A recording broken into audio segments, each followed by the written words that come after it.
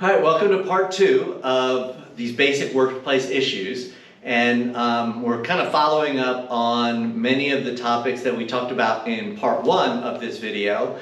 But we're really going to talk about this time about the hiring process. And the basic tenet of hiring is that it should be fair. And as we talked about really in chapter 3, when we talked about justice and fairness, while I think initially we all think that what we think is fair, everyone would think is fair, but as we highlighted in chapter 3, in many cases what we think is fair, somebody else would think is unfair, and things like that. So I do think, while I think we can all agree that the process should be fair, I think that what is fair is really difficult sometimes to roll out. And we're going to talk about a lot of these things.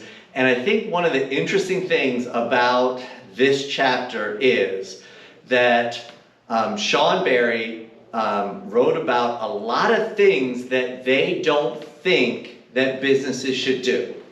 And I will tell you, the interesting thing is they're saying businesses shouldn't do these things because businesses are doing these things. So as we go over these, I think we can maybe pause on each one and think about whether you think it's fair or unfair to discriminate based on some of these items that we're going to bring up. Now, the cool thing about all this is you really can't be wrong, because you're either siding with what businesses do, or you're siding with the authors of the textbook that state that businesses shouldn't be doing it. So I guess in a few classes you can side up either way, and you can't be wrong. Well, this happens to be one of them. So the first one that Sean Barry highlights is that businesses shouldn't be discriminating based on an applicant's physical appearance. And obviously, businesses do discriminate based on your physical appearance.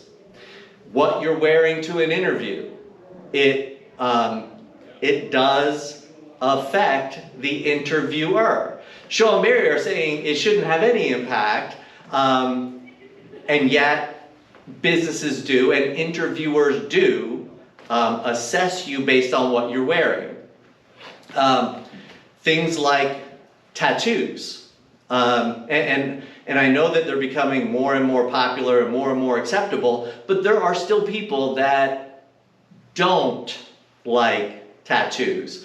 Now, one of the interesting things is obviously that if you're wearing a suit, whether you're a male or a female, you can only see a very small amount of your body. So really having tattoos, it's really having visible tattoos that is the issue. And it's having visible tattoos that are visible based on work clothes. There are, again, people that would, and especially tattoos on your face, but even things like facial hair. And usually students are like, what do you mean, I can't have a beard and stuff like that? Yet you point out that, like, the New York Yankees, for example, have a no beard policy. And is that morally wrong? Is it morally wrong to say we don't want people with facial tattoos? And I guess really that is the question that they're bringing up. Sean Barry are saying no, yes, it's wrong. And businesses are obviously doing it, and so many businesses are saying, no, there's nothing wrong with that, because we want to project whatever image we want to project. And if we want men not to have facial hair, then that's our prerogative.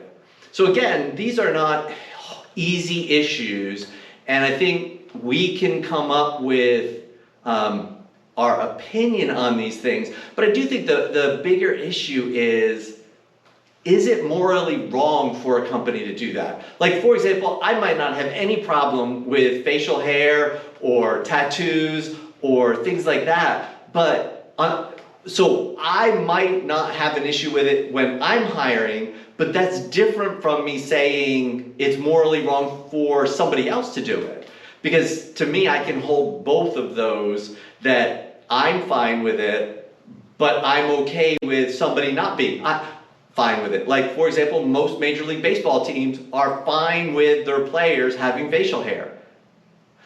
But I'm also fine with the Yankees saying that they've got a policy that says no facial hair. I'm okay with that too. One of the other ones that the textbook highlights is hair color, which usually brings up a lot of issues. And again, is it wrong for, particularly something that is not a natural hair color for anybody, is it wrong to discriminate? And when I say discriminate, I mean don't hire. You're gonna bring in, let's say, 5 people to do a interview with. Somebody comes in with green hair. Is it okay? Are you okay morally to discriminate against that person? In other words, not hire that person because of the color of their hair. And again, you might be fine with it, but is it morally wrong to do it? Like, for somebody else, is it morally wrong? If they don't want salespeople with green hair, is it morally okay for a company to discriminate against that? Another one, or another area besides like physical appearance that Shaw and Barry highlight are things in the area of lifestyle. And with lifestyle, what I'm really talking about are things like smoking. Is it okay for a company to say we're a smoke-free environment, and not just we are a smoke-free environment, but you can't use tobacco products? And is that okay? And a lot of people would say, well, why would a company do that? What do they care what I do on my free time? You know, as long as I don't smoke at work. And I will tell you, the reason companies do that is because they're paying for your health insurance. And you can get significantly lower rates if you guarantee that nobody that works for you is using tobacco products. So really it comes down to profit and loss, that they want, if they're going to pay for it, then they get to say what your activity is. And really, I guess the question is that okay? Is that morally okay that businesses do that? Again, businesses are doing it so they think it's okay, but Shaw and Barry are saying they shouldn't do it. And the other one that I wanted to bring out is anything that is considered a more dangerous activity. I used to be a paratrooper in the Army, and probably considered a dangerous activity, but things like scuba diving are considered a dangerous activity. You've done that too. Is it okay for, again, the company is paying for your health insurance and things like that. Is it okay? And before you maybe answer that, I mean, many of these pro athletic teams have restrictions on that, you know, your quarterback can't go and actually can't do some of the things I've done, like skydiving, that they're restricted from doing that because if they get hurt, that's an awful lot of money on the company. Well, the same thing's true to a much lesser extent, right? That, hey, you get hurt, well, the company has to make up for that revenue that hopefully you're bringing in. So is it okay for a company to do that? So another issue that is maybe more in the gray area is this idea that businesses put educational requirements on that aren't really requirements of the job. For example, the company I used to work for, MCI, put on that customer service representatives needed to have a college education. Now I'm going to guess that nobody learned how to answer the phone and say, MCI may I help you in college, but that was a requirement. And Shaw and Barry are saying that that is not right, that companies are doing this. And I think if we think about why companies are doing it, maybe it makes sense. For example, and again, companies are usually just playing the odds in this. And whether you went to college 2 or 3 years ago, or high school 2 or 3 years ago, or 30 years ago, if you could think back on the people that, as a group, that went to college and those that didn't, is there a difference in those two populations? And then even out of that population that went to college, is there a difference between that population that didn't go to college and those that graduated from college? And again, businesses are saying, yes, there's a difference between those two populations, and we want this population that did go to college. Again, whether you agree with what businesses are doing or Shaw and Barry are saying is not a moral thing to do, it is really up to you. The last one, which is probably the most controversial on this topic, are discriminating against people. In other words, not interviewing them, but discriminating against people with a gap in their employment history. And again, companies are looking at resumes and making an assumption about why there's a gap in your employment history. And I will say, for the most part, particularly for those that are going to college, that doesn't count as a gap, because we can kind of see when you went to college, and if you worked beforehand, or if you're a traditional age college student and just had summer jobs. That's not what we're talking about. We're talking about, hey, you worked for 5 years, and then there's this gap on your resume for a year, 2 years, whatever. And many companies discriminate against the people that have that. And if you have more than one, the chances of being discriminated against, in other words, not getting the interview, go up exponentially, really. And again, the companies are making an assumption that the reason there's a gap in your employment history is not good. Either you got fired, laid off, whatever, and therefore, do we want that person working for us that got fired from their previous job or 2 jobs ago, or whatever the case may be? And again, this one is probably the most controversial one that Shaw and Barry bring up, and probably the one that, again, you have to decide which way you fall. However, I would say for all of us, we need to realize that people do discriminate based on gaps in your employment history. Therefore, my advice is never leave a job until you have another one lined up, so that you don't have gaps in your employment history. So in general, when hiring and interviewing, obviously the key to all this is to do what is right, do what's fair, eliminate your biases, stereotypes, or preconceptions, and carry it out as ethically as possible. I will say, and I'll put a plug in, I've got a bunch of videos on interviewing that I made for really Limestone students.